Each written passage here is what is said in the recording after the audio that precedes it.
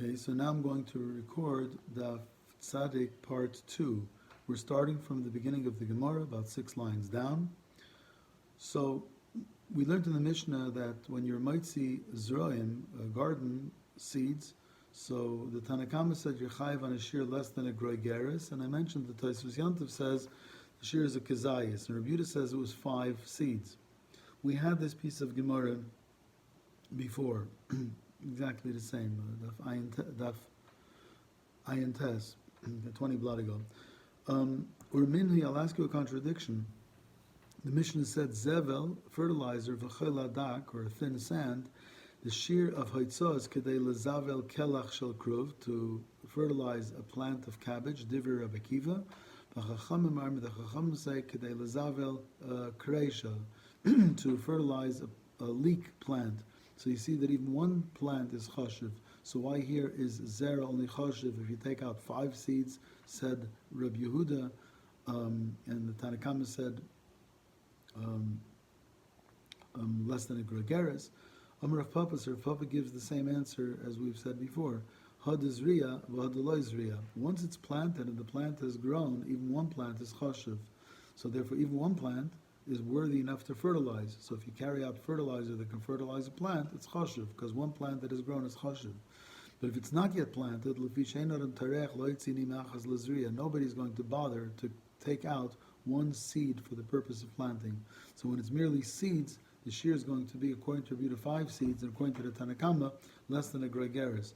Once the plant has become a plant, the shear of even one plant is chashiv, and fertilizer for that plant is also chashiv. Zera kishuin. Okay, Tana Rabbanan, the Rabbanan taught in the Braisa, Moitzi gar inin. If you carry out date pits, it depends what you had dedicated the date pits for.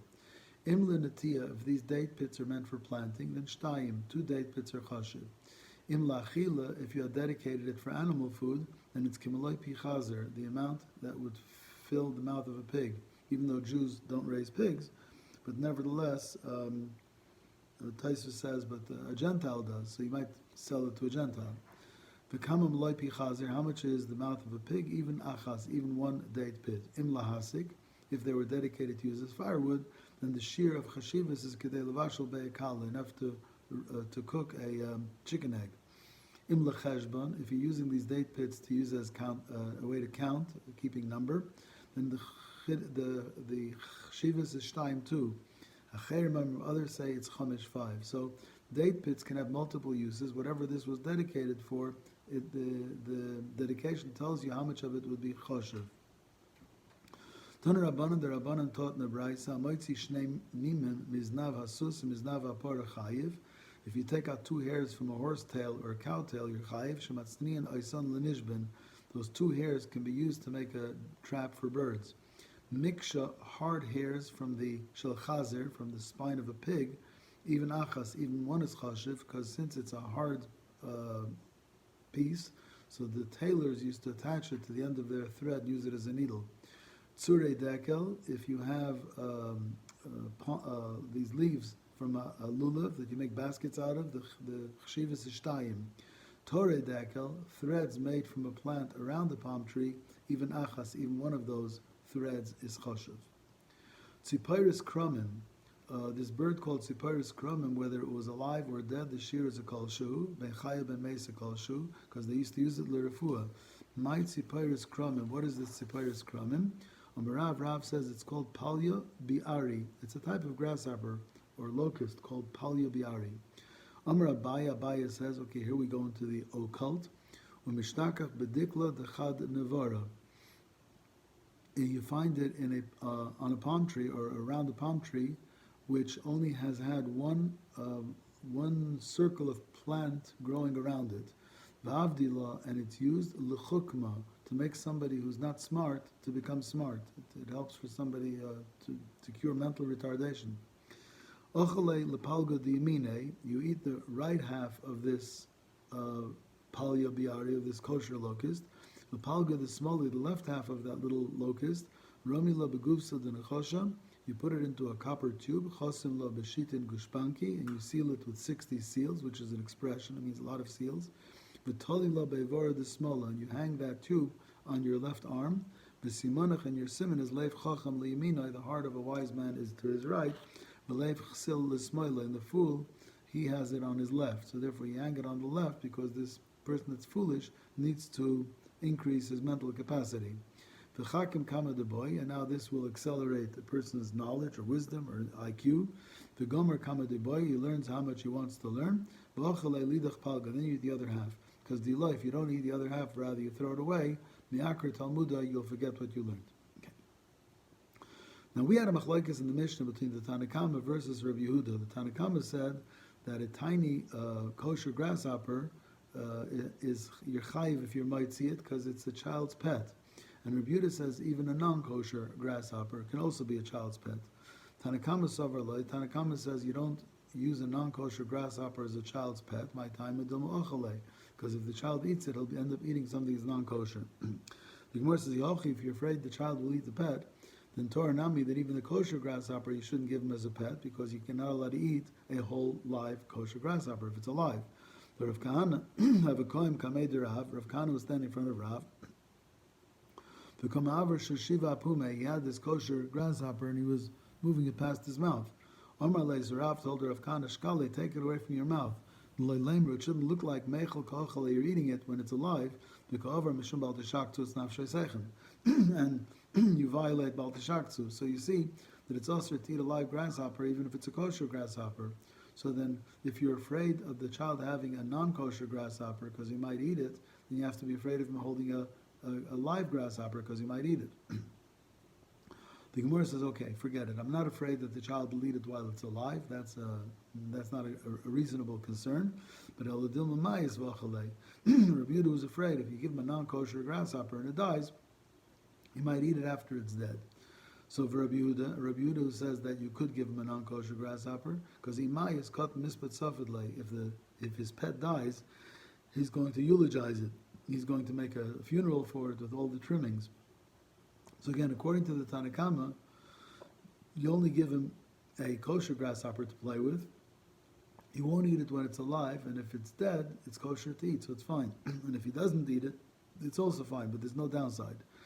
Mashenkin, don't give him a non-kosher grasshopper to play with, because you don't do that, and therefore the shear of a non-kosher grasshopper is not a kolshu, because nobody gives a child a non-kosher grasshopper, because you're afraid that if it's dead, he might come to eat it.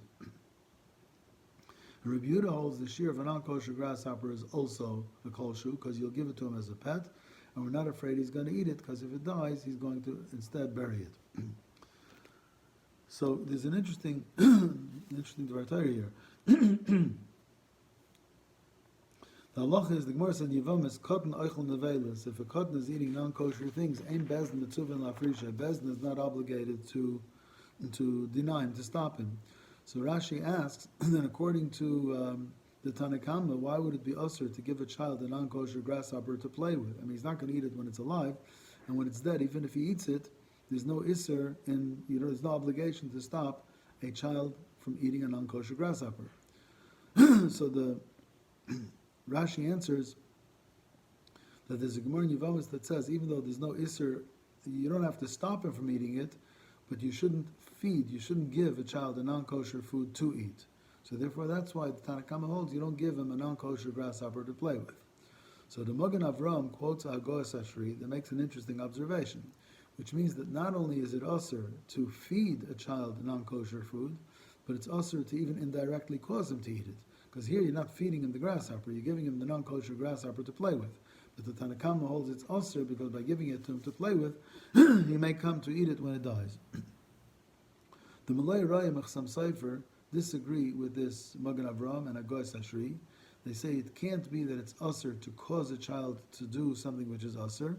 And they bring another Gemara in Yevamos where Rav Yitzchak Bar Bisna once lost his keys on Shabbos, and they were on the street somewhere. So Rav Padas told him to bring some children around the area where he lost his keys, and when the children will play, they'll find the keys and they'll carry it in. So you see that even though you should not make the child do an isser, but indirectly, if the child is caused to do an isser, there's nothing wrong with it.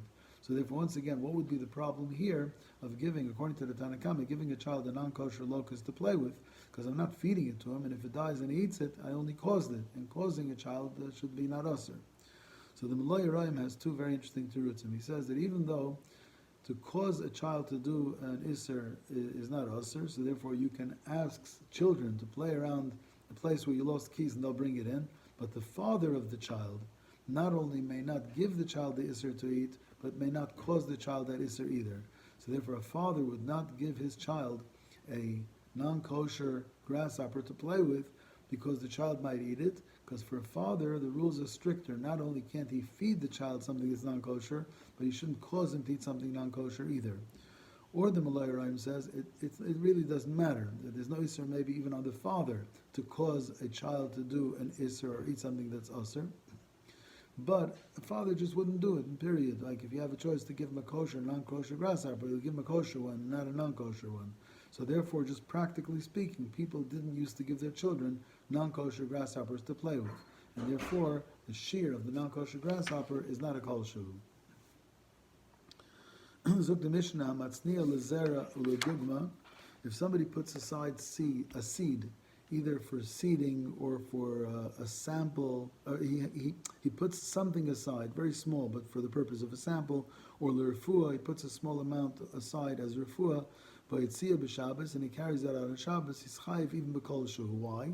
Because since he was machshavit by being matzniya, so the regular shiurim don't apply. The regular shiur for zera was pachas megroi geras or 5 zeraim. Or there were shiurim, but if he was matzniyat and he was machshavit, then he's chayiv for the itzah. But v'chol adam chayiv olav ela k'shiurim. But other people are only chayiv for the regular standard shiurim we've been learning about. But chazar, if he changed his mind from planting it or using it as a sample or refuah, now v'chnisa, he now brings it in from Rishus Ram to Rishus HaYachid, is ein chayiv ela k'shiurim. So now the shir for achnosa is the standard shir of the Mishnayos, because the original chashivas that he gave it, lezera or ledugma or lefuah, has been nisbatel. Why do you have to say hamatzniya? Listen, hamaitzi lezera ledugma lefuah chayiv v'kol shu. If somebody takes something out for the purpose of planting a seed, or he takes something out for the purpose of a sample or a refuah, he's chayiv. Abai says for sure, if you're maitzi it for that purpose, it's chashav if you're maitzi it for that purpose. He had put it aside in the house, lezera or ledugma or lerefuah, and now shachach l'maitzniya. Now he forgot why he put it aside. And now he carries it out with any particular intention. Now think about tuli batla machshavta. Since he stopped thinking about it as a zera, dugma, refuah, so maybe it's not chashav anymore. When he carried it out without any particular intent, the non-intent is according to his original intent, and he's chayiv because he was machshavit and he was matzniyit. But should he change his mind that he no longer wants it for zera or for dugma or refuah, so now it will default into the regular shiurim, and it will only be chayiv for achnosa on the regular shiur. Kol tuv, everybody should be well and healthy, and mitzapim li Yeshua.